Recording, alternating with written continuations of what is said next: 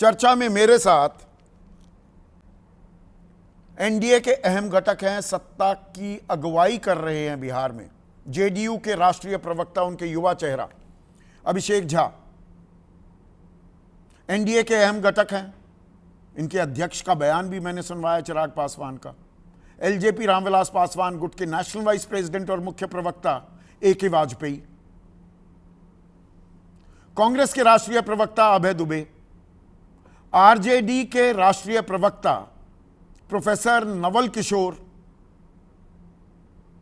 वरिष्ठ पत्रकार, किसी परिचय के मोहताज नहीं, विजय त्रिवेदी, और एक और खास मेहमान, इनका मैंने जिक्र किया, पप्पू यादव, लोकसभा सांसद हैं और ये पहले पहुंच गए पुलिस से जहां पर घटना को अंजाम दिया गया, वो जुड़ गए हैं। पप्पू, आप वहां पहुंचे, क्या हो रहा था, क्या आपने पाया, और पुलिस कितनी देर में क्यों आई और पुलिस वालों ने देरी की वजह क्या बताई?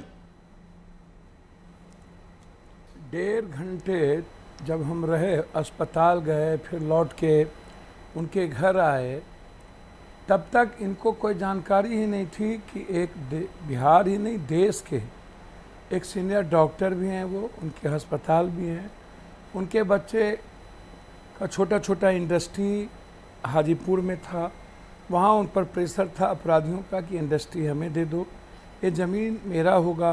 उन्हें उस वक्त भी हम सबसे पहले गए थे, उनके साथ थे। जब हम उनके बेटे से रात मिले तो उन्होंने मुझसे क्या कहा, संदीप बाबू मैं प्रणाम करता हूँ, आपको आश्चर्य होगा, मेरी बात सुन लिया जाएगा और उसके बाद मैं आपसे अलग हो जाऊँगा, आप चर्चा कीजिएगा।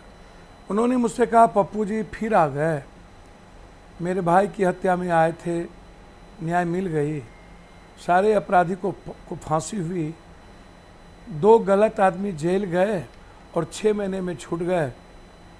अब आप मेरे पिता की हत्या में आए हैं और आप हमसे पहले पहुंच गए हमारे परिवार से, अब शायद तीसरी बार हमारी हत्या में आप आइएगा।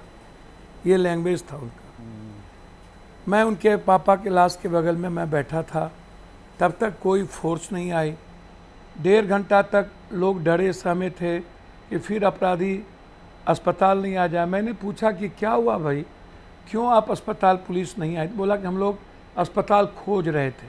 कि कहाँ पर और किस अस्पताल में? मैंने कहा 1.5 घंटा पटना में आप अस्पताल खोज रहे थे। एसपी साहब, एएसपी का, सबका फ़ोन बंद था। 1.5 घंटे के बाद भी एएसपी जब आई तो उन्होंने डीएम साहब को फ़ोन लगाया पोस्टमार्टम के लिए, फ़ोन नहीं उठा। बहुत मुश्किल से 3:30 बजे के बाद हम लोगों ने पोस्टमार्टम के लिए भेजा, लेकिन वो पोस्टमार्टम, वहाँ डॉक्टर नहीं मिला। रात में कोई पोस्टमार्टम नहीं हुई, सुबह तक नहीं हुआ, 10 बजे तक उनका कोई पोस्टमार्टम नहीं हुआ। आप कह रहे हैं 250 मीटर, मैं नाप के देखा 100 मीटर भी नहीं है एएसपी का घर, 100 मीटर भी नहीं है, 125 मीटर भी नहीं है डीएम का घर। थाना तो ठीक 150 मीटर के दूरी पर है। मेरा सवाल ये नहीं है, मेरा सवाल ये है, आपने एक गिनती करवाई, ये कम गिनती है।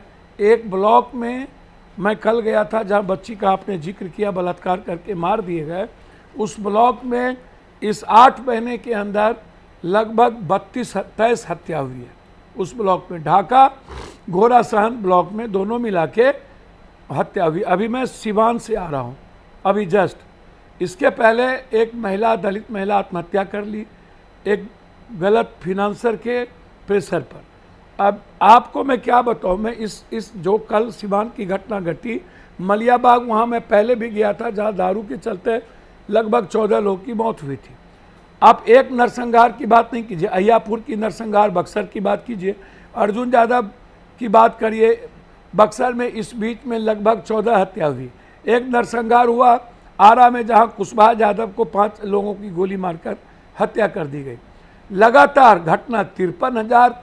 कांग्रेस ने जो सूची आपको दी, वो एक डाटा कहीं से लाया और उसने बोल दिया।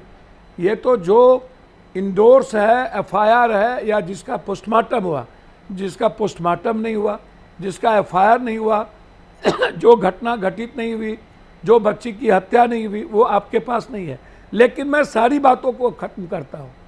मैं एक बात आपसे कहना चाहूँगा संदीप बाबू, ये नेता और पदाधिकारी, ये दोनों बालू में इनका पैसा इन्वॉल्व है, फोकलेन और हैवा पदाधिकारी का होता है, नेता का पैसा इन्वॉल्व होता है।